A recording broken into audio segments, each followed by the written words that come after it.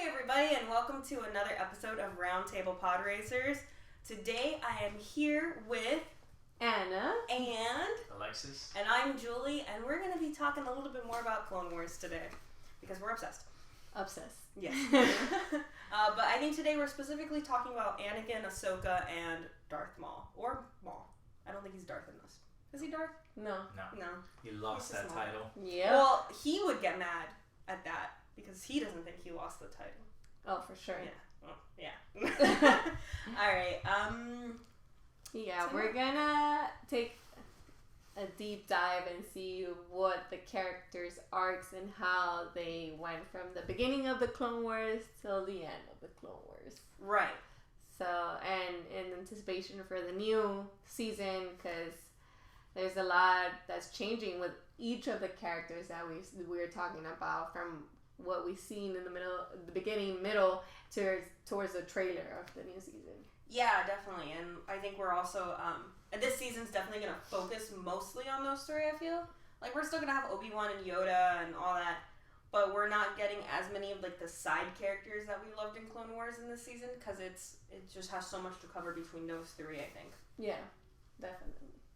Yeah, man, I think maybe we should start off with Ahsoka. I think Ahsoka's Ahsoka? a good Okay. one to start with because from the Clone Wars movie, we get her introduction. That's, we already know Anakin, we already know Obi-Wan, and it's like, boom, Ahsoka, I'm your Padawan now. Mm-hmm. Master Yoda sent me. What I was actually telling these lovely ladies is that you see like Ahsoka's point of view. You kind of almost like grow up with her. In the series, and Anakin Skywalker as an apprentice. Yeah. So it's a really cool way to start the series. Which is very interesting to see how he started not wanting an apprentice. Yeah. And he was like, so annoying, and that's where Snips gets her nickname. Mm-hmm. Because she's snippy. Yeah. She's so snippy. Which I like also seeing, because we get to see Anakin when he was a child, but he was very mature because of his circumstances and everything. He kind of was the man of the house. With Ahsoka, we saw a child, so it was interesting to see, like, oh my goodness, this child that had so much power, but she was still like childish, and seeing her trying to become a Jedi and falling into Anakin's path was so like him just, hey, like, chill, look at what you're doing, like who you are training. And I feel like that made him also a better master or Jedi. Yeah, I feel like they like say it in the first episodes that like Yoda is the one who sent Ahsoka to be Anakin's Padawan, and like originally they think that it's gonna be Obi-Wan's Padawan. Yeah. And they do this to like calm Anakin down, like bring him down, but realistically, like, instead of like it being like two crazies like canceling each other out, it was like two crazies like lifting each other up and doing more crazy stuff all over the galaxy. And I kind of love that. I also love what you said, like Ahsoka is one of our only like Clone Wars exclusive characters, because everybody else we kind of knew, whether we saw them like in the background at a bar in the other episodes or they were like the main characters. So she is for me the like face of the animated series for all of Star Wars. For sure. And I see like Anakin, like at first he's like a little bit annoyed with her, calling her Snips and whatever, but I feel like 2 episodes in he's already like, yeah, you're cool. Yeah, even like at the end of the movie he was super like, alright. Yeah, I could deal with this. It's also her personality made it like, oh, I've heard about this guy and I really need to step it up. So at the end of the day, she is qualified to be a Jedi, and she's smart, she's quick, so she knew that she needed to prove herself in the mission, and that's kind of where Anakin was like, oh, okay, let me give this a chance. I also really like the fact that she's like a young one, so I think like when they first see her, Anakin and Obi-Wan, they're like, oh, but she's just a youngling, like why is she the Padawan? So like that kind of implies that she is maybe better than a lot of the other Jedi, because if she's so young to become a Padawan already, then it's like she got skill. Hand chosen by Master Yoda. Hand chosen, yeah. But you guys don't feel like also it was kind of messed up that they gave her Padawan without calling him Master? Oh, duh.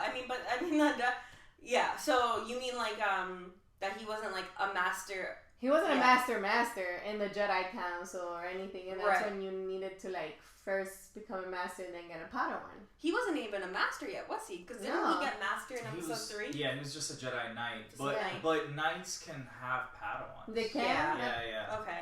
If I remember, and I'll have specific reference points, but I'm confident that a Jedi Knight can have a Padawan. Sifo Dyas' master was a knight. She wasn't. Oh, that's right. That's right. Yeah. Okay. No, I mean even Obi-Wan. Obi-Wan took on. Took on Anakin and like got knight at the same, becoming knight status at the same time. So never mind. Because by the time episode 2 comes around, I think he's already a master. Yeah. So, but it still is messed up. Don't get me wrong. Like the fact that they. I always feel like that made him. Here you go. Here you go. Become. We grant you the title of master, but we do not give you a seat. Oh yeah. Pretty messed up. No, that's. They treated him so bad. They did. It's all Mace Windu's fault. But Anakin was trying to be slick too. Like he just wanted to become a master to just have access to knowledge that would help save his secret marriage. You know what I'm saying? So he was kind of messed up too. Yeah. Anakin did some stuff, but I guess we're still talking about Ahsoka. But I do love what Clone Wars does for Anakin. Yeah. And we'll talk more about that when we get to that. But as our resident main Ahsoka fangirl, how do you want to continue? Oh man, there's so many beautiful arcs that Ahsoka has, and she proves herself. Like we understand why. There's no once you get to the arc where she leaves the Jedi Temple, there's no doubt that you understand her. You probably would have done the same thing being in her position. Yeah. Because you see how she grows. You see how she grows so much in Clone Wars. But I love that she's always so focused on Anakin. Like she reads him so well. She knew about the romance between Anakin and Padme, and she wasn't even as honest with Obi-Wan when it came to matters of Anakin. Right. So I've always loved that they had such a sibling connection. And then what arc could we talk first with Ahsoka? There's so many. There are. I want to also mention that people hated Ahsoka. Oh yes, in the movie, right? I think a big part of it was the series depended on Ahsoka, like how people reacted, which is weird because people hated it, and then they kind of gotten used to Ahsoka and kind of gotten on board with her, and it's such a satisfying kind of outcome with Ahsoka, following her, and then her, like you said, leaving the Jedi Order, and then eventually going into Rebels, which is a different series, but you get a lot of that payoff from sticking with her for so long. Because the thing is that people hated the fact that Anakin then suddenly has a Padawan, and it's a girl, she's not really human. So I love that aspect. I love that. I feel like we need more non-human main characters in Star Wars, because we get that with the animated series. And I guess it could be an argument that it costs more money to make them main characters than the live action features. But costumes and stuff, props and makeup and all that. But it's Disney. You got them money. Yeah, you paid $50,000 for a puppet that was in 8 episodes of a show that we all love now and are obsessed with. So they can do it. I believe in them. So one thing I like about Ahsoka also is that she has a green saber. That's my color saber. I love green saber. Anybody with green saber, I'm like, yeah, you're cool. And she did it with she fought with an inverted grip, which I is really love cool. that. We never really saw that, and kind of reminded me of.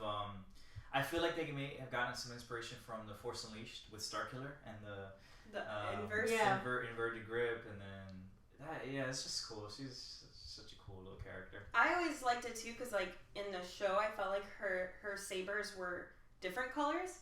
So one was definitely green, but I felt like the other one was a yellow color. Yeah. But it was a weird lime yellow, so it kind of was greenish. But I loved that because I was I remember I watched episode 2 the other day, and the scene where all the Jedi are running in, and I'm just so much blue and green. Switch it up a little bit. There's so many lightsaber colors, and they're canon. So yeah. So I was really happy that they they gave her like a little bit of a different edge, and then the whole reverse grip thing, like I loved that. And also the yellow saber is a Shoto saber, so it's shorter. It's like 6 inches shorter than like Yoda's. Yeah. But Yoda uses a Shoto saber for a different reason. Yeah. I mean, it's not the same. But one of the things that I did love about Clone Wars is that they showed the growth of Ahsoka also with like her clothing. Yeah. So she started a little kid, then it was like grown up and it was different. Same with the sabers, like they look a little bit different colors. So I love that. And she was such a good fighter. Oh yeah, jumpy and all that stuff. I was gonna acrobatic and everything. So I did a little bit of research because I mentioned this in the last episode that I've been rewatching it all and going in order. And because they kept calling her youngling, I was like, how old is she? Because like if she's a youngling and they're all saying this, so it turns out at the beginning of the show she's 13 years old, and that is apparently 5 years younger than Anakin is, and then Anakin, as we know, is 5 years younger than Padme is. Oh. So actually, she might be 14 because I remember somebody said she's the same age as Padme was when Anakin met her. So they're all 5 years apart. Interesting. I know she started. I remember always that she's a teenager when she started. Right. So. And then when she gets her outfit changed and it gets all cool, she's like 16, 17. Cool. Nice.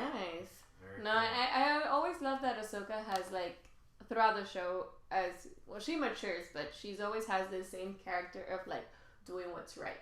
Yes. And that differentiates her from everybody else. She questioned the Jedi so much, and she was always like, no, I'm going to do what's right. Even when, I forgot the creature that, it's the blue creature with the yellow that got in trouble, and she was trying to get assassinated, and nobody believed her, but it was Ahsoka who believed her.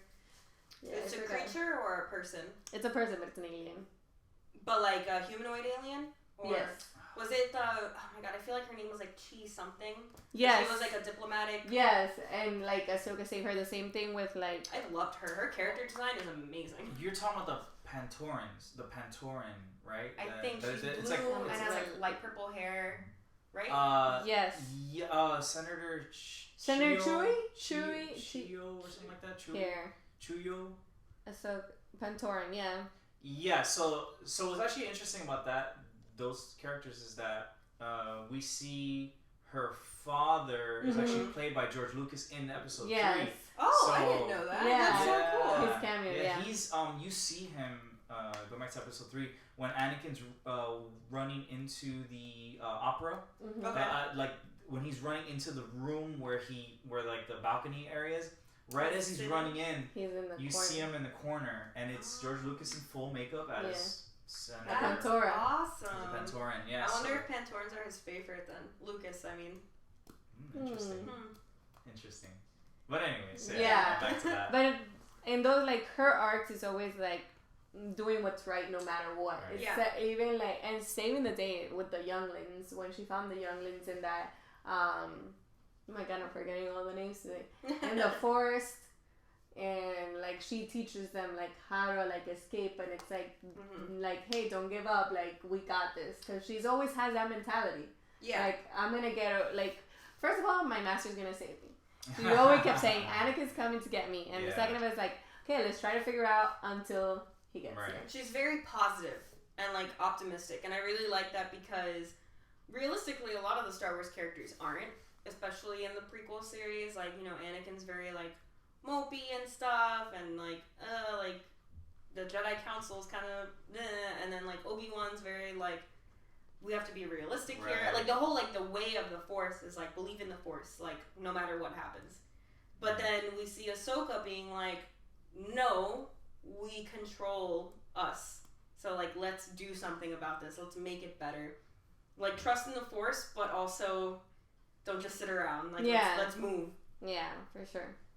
She's very much like Anakin's Padawan in that, because everything you're saying you could just replace it with Anakin. Yeah. Anakin's like very emotional. Like, no, we have to help these people. Forget about the mandate of the council. Like, no, we have to help these people. They need our help now. Yeah. So she learned directly, and even in the series, it's like there was a line where Anakin says, oh, it's not what you said, it's like how you say it. Yeah, that's in like episode 3 or something. Yeah. It's really early on. And so then she's like, oh, okay, cool. So these are workarounds. Like, you can kind of do something, I actually remember exactly when it happens. It's they're going to save Plo Koon. Yeah. And his clone troopers, because they're like in an escape pod randomly, and Grievous is like coming, and then the council is saying like, don't go save Plo Koon. Like, whatever happens to him. We need you to do this other thing because if not, a bunch of people are gonna die. And then she gets all pissy and mad, reasonably so. And then Anakin is like, haha, just kidding, we're gonna go do it. It's just not like how you word it, like we're gonna go do both. Yeah, and I feel like they rubbed that of each other. Like that's why they were such a good match, because they understood that there was more than the Jedi Council. I think they had the same goal. Yeah. So no, I loved it. And I mean, and then I also love that she's always had an interesting approach with the Force as well, because she's very into herself, and like she's like really aware of her surroundings. I mean, when we go to watch her in the Mortis arc, it's beautiful. Like when her vision comes out, like she's older. Oh, that's one of my favorites. And it's like, oh, you need to be careful, or it's like throwing this, and she's still fighting because I think the Force goes telling her that Anakin is bad or something, and she's like, no, what are you talking about? You're crazy. Right. I love Ahsoka in her like ability with the Force. I feel like it doesn't go mentioned much like in the show, but I feel like she definitely is super strong with it, super connected. Oh no, and talking about that, the same Mortis arc, like at the end, like she basically gets like the daughter's essence. Yes. So, you could say that she's gotten stronger, like more supernatural, more force worthy, if you will. And then which leads into Rebels. I keep talking about Rebels because I think Ahsoka in Rebels is like just I feel like that's her peak. Yeah. The thing is that Ahsoka became like Ahsoka was taken to a next level with Rebels. Like with Clone Wars, yes, there's a lot of Ahsoka, but at the end of the day, it's a story about the Clone Wars. Yes. So it's a story about Anakin and the missions and the war and everything. But Rebels is just like, let me show you what Clone Wars did to this character and how she grew and like everything. Yeah. And it was crazy strong. Like everything with her stuff with Darth Vader, obviously, but even going beyond that with the world between worlds and at the very end when she's in the cloak, Gandalf the White, like it's so like it just furthers the point that she's so connected to the Force and everything. Like she almost becomes like I got like super like prophet vibes. And I like that she's always with a Conrad. So, and that brings it back to the Mortis arc. Yeah. And that's why after if you're talking about Ahsoka, going back to like the finale that she had in Clone Wars before the new season. Those last episodes with Ahsoka were so beautiful, and it was so frustrating to watch, and it was like, why are you doing this? Like you suddenly, I felt like everybody suddenly forgot who she was. And like, okay, so now you're just not gonna believe her. And I love that the show, once you go back and watch it, you see hints of Luminara being like a little suspicious. Was it Luminara that was kind of bad, or was it her Padawan? Barriss, right? I mean, sorry, Barriss. That's why I was like, I wanted to mention it, but I'm like, what was her name? I always confuse their names. Like, I have the picture, but I say the other name. I always think of Barriss. I mean, they must have done this when they created the character, but her last name is like Coffee, but without the C. Yeah. So that's how I always remember, like, Coffee. But like without the C, you said. Yeah, exactly. So like the way it's spelled, and just in my mind, I'm just like, oh, okay, cool. Well, like, that's how I always remember it. Like Savage Press. I mean, come on. Yeah, press.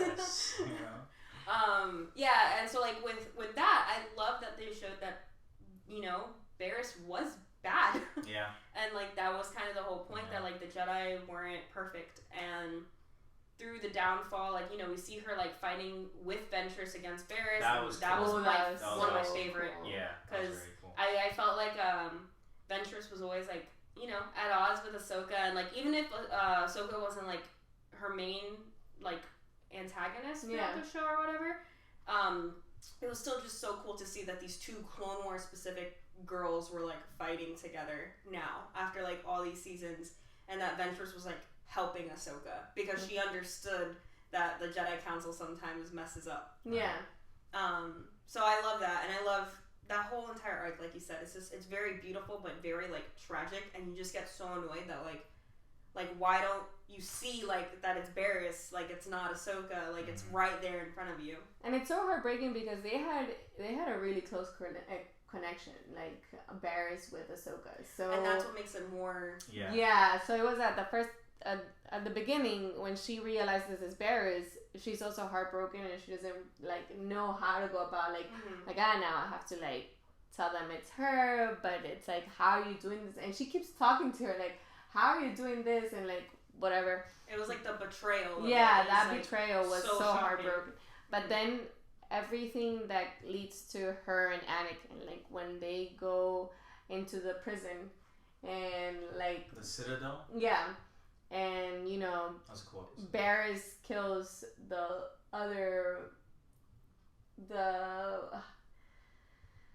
what is it? The person that was there, that was the wife of the other guy that had the nanobots. Oh yeah. I remember what you're talking about, but it's been a bit, so that obviously. But the whole chase of Anakin with Ahsoka is one of my favorites. Yeah. He's like, I believe you, but let me help you. But she's like, no, you're not gonna be able to help me. Yeah. That whole chase for me is one of my favorite parts of Clone Wars. Because they're the like Force choke. Yeah, I remember now. It's coming back to me now. Because he was like. He was battling with himself, battling that relationship, and she's like literally running away from him for her life. Yeah. And then all of a sudden, when then they notice, like he's still working so hard to like, okay, there's something like she can be the one that's responsible for this, and everything after in the Jedi Temple when she's like taken out of the Jedi Council. So sad. It's all just really tragic, and like the fact that the Council doesn't see it. Like, even, like, through the Force and stuff like that, like, it's very, like, yeah, it just goes back into, like, that's probably another reason why Anakin becomes Vader. Like, it's all these adding features, and... Yeah, because when they said goodbye, and Anakin tells Ahsoka, like, believe me, I understand you more than you think. Yeah. That's just like, No, and then she said something like, I know. I know. Like, I know you got feelings for I mean, we should probably start talking about Anakin. That's a good transition. I mean, Anakin, we talked about it. Anakin starts with having a Padawan. I love that Clone Wars shows how great Anakin is as a fighter, as a commander, as a pilot. Like, his tactics were like better than all the other ones. And then Clone Wars gave us the relationship that we didn't sometimes understand between him and Padme. Like I feel like Anakin's character was just so much more Anakin in this show, and like it's kind of, you know, rough because we have like the live action movies, and like I think the actor did a good job with like his appearance and everything, but the lines and like the way they were delivered just were a little off for Anakin. I love that he's like sarcastic and witty and like smooth and like whatever, like I got it, and like super full of himself. And it's just so much more Anakin, and I feel like I was a little like indifferent towards Anakin. Like I obviously love Vader, but after seeing this show, Anakin has become one of my favorite Star Wars characters. But specifically like Clone Wars Anakin. I mean, you see the growth. I mean, really, Star Wars, you know, debatably is Anakin's story. You know, or you know, the character story. So to see it really fleshed out and to see what made him like the greatest Jedi of the Clone Wars, it was really cool. And just every episode, and you know, he's leading the 501st, and Rex. And there's a lot of times where it's like he'll rush in, like he'll have a plan before he even has a plan. He'll just rush in, and it's like Rex is like, yeah, that's Anakin. Like, you know, he leads from the front. We're behind him. That's him. And But there's another great thing about that too, because there's another episode where he's like, Anakin's not gonna leave us. And like if he does, there's like a really good reason behind it, and he has a plan to like help us anyway. And it's just that faith in the commander that like a lot of the other clone troopers like don't have, because they're very always like, oh, like we're just clones, like we're expendable. Like we know that. And that's something that I love about Anakin in Clone Wars is that first of all his relationship with Rex. Like it was just like he was one of those that never saw the clones as clones. Right. Like, and because the clones in Clone Wars, they have names and they get very offended if you just call them like buckets of clones. CT. And So, but the relationship that Anakin had and the trust that they have to each other, even when it came to the arc where Fives is like going cuckoo, or like the chips and all the malfunctions, like still Anakin was like, no, I trust them, and even though he knows like these are man-made products, like still he was like, they're humans, they're my clones. What are you talking about? So I love that relationship that Anakin had with clones. Yeah, and going back a little bit to the Mortis arc, I love that we're seeing his descent into Vader a little bit more through this, but that there's a struggle against it. It's not like as easy as like Palpatine just being like, hey, you could save your lady if you come to the dark side. He's like, okay, let me do that. Yeah. It was like, no, there was like a slow descent each step of the way leading to it. Yeah, you understand more of the struggle. You understand that it does not happen of him not becoming having granted a seat. Like, it just came from like one thing after another. And we talked it on the episode before about that arc where he is, where Obi-Wan is acted as a criminal. So like, there's so many things that they don't trust in him, even though he proved to everybody that he was good. Yeah, time and time again, like, he was the best in the Clone Wars in terms of, like, battalion-wise and stuff like that. And they just continue to not trust him, even though, like, he almost always saved the day, and then beyond that. Like, what we were talking about, how he does two things at once. Yeah. So, I get it. I get it, the Vader. I feel like, and obviously this is not confirmed or anything, but I feel like some of, like, the Qui-Gon rubbed up to Anakin, because what we hear, the little things that we hear from Qui-Gon is that he was a rebel, you know, that he did his own thing, he was a maverick, and I feel that even in the short term that Anakin met Qui-Gon, I feel like that's why Qui-Gon had such a connection with Anakin, and then we see that throughout Clone Wars, because like you said, he was just like, sometimes don't follow orders, but at the same time, like, Obi-Wan knew all the time. Yeah. He's like, when are you gonna listen to me? Oh, he doesn't listen to me. Oh, there goes Anakin doing his own thing again. So it's like Anakin has it. It's fine. I also love just to talk about Qui-Gon for a second. That like Qui-Gon, when I was watching Clone Wars, it like kind of dawned on me, even though I saw the movie like a day before. But that Qui-Gon is the one who brought together Padme, Anakin, and Obi-Wan all with each other, and they all have that connection to him. And they all, like, felt his loss, I think, in different ways, but they definitely all felt it. And I think another thing, talking about Anakin, that's important to mention is Palpatine. Oh, yeah. All throughout the series, you get the little, like, you know, oh, you should be leading your own squadron, or I think Anakin should be the Jedi you guys sent on this mission. And it's just those little, like, tidbits, because it wasn't just Anakin on his own. Right. Like, it was a couple of things. So you mentioned the Obi-Wan, like, kind of like this deceit.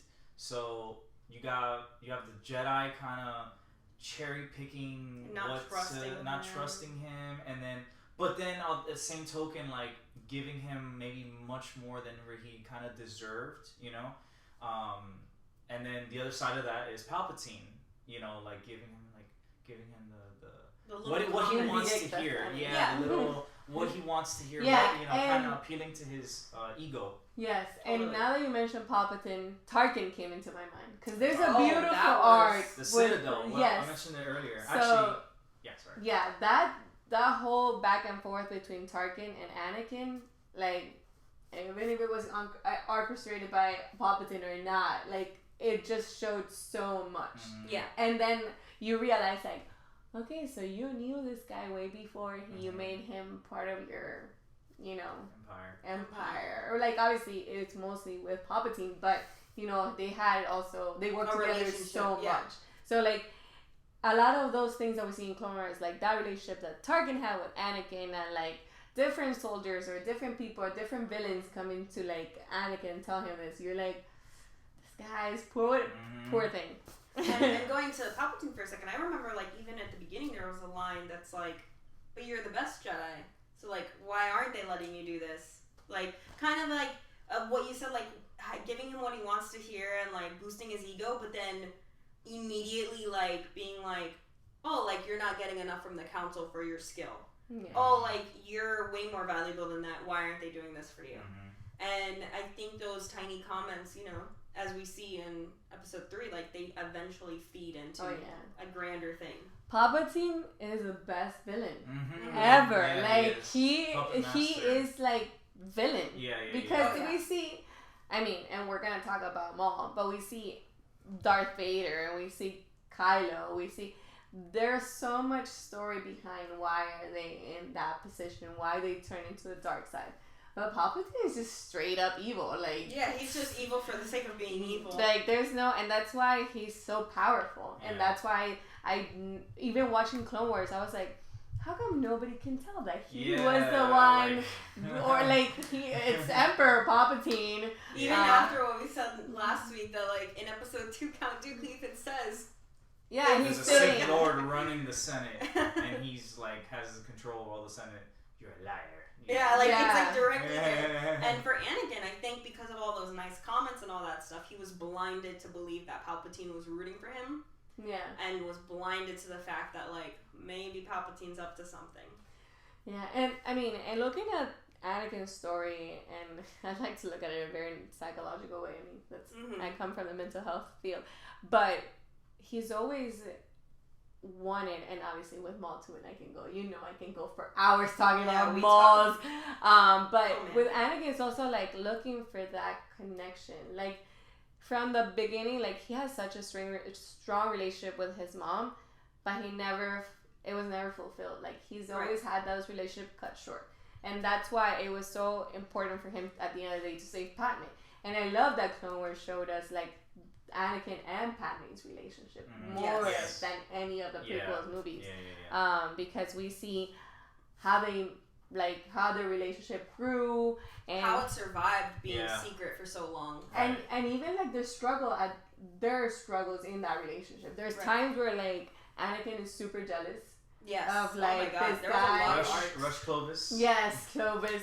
Or when Padme is just like, man, I don't like.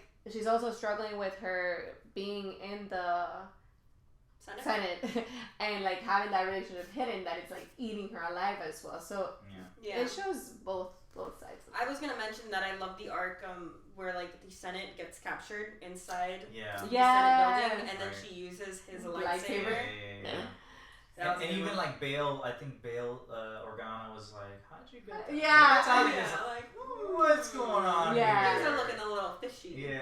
So Anakin's journey, we see that, we see him fleshed out. And I think we're going to get the most of his journey in this new season coming out.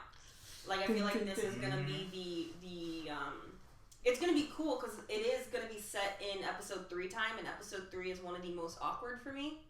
In terms of Anakin, so it's gonna be cool, I think, to see like Clone Wars Anakin dealing with Episode 3 Anakin. And I'm really excited for that. I don't know what to expect. It's like it could go. I mean, we obviously know the outcome, but it could be in different ways that they make us see that. So I think we should talk about Maul now. Yes. Maul. I feel like we could have an entire episode just about Maul because you and I love Maul. We go in. But if we're talking just Clone Wars Maul, I have to like mentally be like, no rebels, no rebels, no rebels. I know. But it's also like we mentioned with Ahsoka, like it gave us such a great momentum to realize where Maul was in Rebels. And same thing, Maul has been that character that I know from the beginning was missing that attachment. He never got it. Like he was like, okay, you're a Sith Lord, or you're He's just a lonely boy. And then you had Emperor Palpatine, and Palpatine was like, okay, you're done. And then even when you come back, I don't care. And then he's looking for Savage Press, and he's looking for this. And so a little backstory that I just recently discovered on doing like my own research. The guys of Dathomir, so like Maul and Savage and stuff, they're actually not from Dathomir. They're taken there from another planet to train, kind of like to train, to be like kind of slavey a little bit to the Night Sisters. And they are called the Night Brothers, but most of the time they're just like taken. So that could feed into his like feeling lonely even more. They never had that species. Never is like a family species. Like they never have a connection. It's always like, oh, another one you're taking here. And there's an arc about it when we meet Oppress. and showing us how it was Ventress that comes in with the Night Sisters and kind of trains them, and like she's battling to see who's gonna be the survivor. Right, and it's very like yes, there is like a sisterhood and a brotherhood and like a brother sisterhood, but it's also very like, you know, that planet is ruled by the dark side. They're very cutthroat with each other, no matter what. Like, no matter if you're a sister and a sister, a brother and a brother, sister brother, like they kind of don't care. Survival of the fittest, survival of the strongest. Yeah. I was gonna mention that planet for those that kind of want to know. That planet is called Iridonia. The male one? Yeah. Okay. Yeah. I knew it had a name. I just was like. Yeah, because the other canon Zebraki are from there, like Eth Koth. He's on the Jedi Council. He's a Iridonian. And he's the pale one, right? Yeah. Well, yeah, like mocha skin. Yeah. So they range in color. That's why Savage is yellow. Yeah. They could be orangey. They could be more like the mocha color that you said, or they're like red. And going back to what you said about Maul being like not having a family and stuff like that, even Obi-Wan straight up says it. He says, I know that the decision to turn to the dark side wasn't yours. Like you were forced to choose it. And then there's a moment where Maul's like, damn, you're right. But then they keep fighting, you know? Yeah. So it's weird. It's like a weird, like, you know, slave, you know, being indoctrinated into their civilization and their way of life. And yeah, it's really cool. I mean, that arc is just the best one of the best ones, because it's like you get really from, okay, Asajj gets betrayed by Dooku. She needs an apprentice, so she does what you're saying, survival of the fittest, Savage, and then through Savage, then we get the resurrection of Maul, and he's a badass MFer, man. I mean, to survive being cut in half and just on pure hate for Kenobi, you know, it's just crazy. No, he's wild. Yeah, I mean, he's a wild card.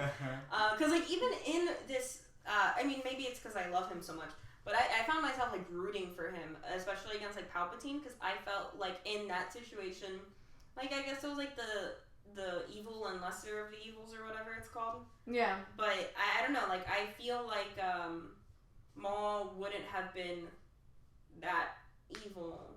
Because that makes sense. Like he would have, but not like to Palpatine level. Yeah. The thing is that with Maul, he's a sad story. He's a tragedy. Yeah. And so you always feel bad for him. Yeah. Like with all the backstory with Clone Wars, and that's why. His mother. Yeah. Slave. Brutally like trained by Palpatine. I think he was brutally betrayed by Palpatine, and brutally trained by Palpatine. And I think he was just all red, and then I think Palpatine or either Night Sisters that gave him the tattoos that he has that we know of. But he, I think, would just put him through these training regimens, and it was just like brutal. I don't really know the exact ones. Another one what Palpatine did to him is that his Maul's hatred for the Jedi. It was actually pretty interesting. Palpatine took Maul to the Malachor temple that we eventually see in Rebels, and I don't know if it was Palpatine or if it was just a vision, but he basically felt all the Sith from that battle. He felt all the Sith being slayed by the Jedi, so he would just relive like this pain over and over and over, and that factored into him hating the Jedi so much. That makes sense. Yeah, so Maul's training, his upbringing before getting into like kind of Clone Wars, getting into it, it's like it was just crazy brutal. No, I mean, it's beautiful arcs, and it's like we said, feed into the hate, but he's a hustler, man. He is like such he a hustler. was like, oh, I am great at problem solving. Let me get these people, and he knew how to manipulate people. Like he knew exactly. Oh, this is what you want, but I can give you that because we know how strong he is. So that's when he brought like relationships such as Death Watch.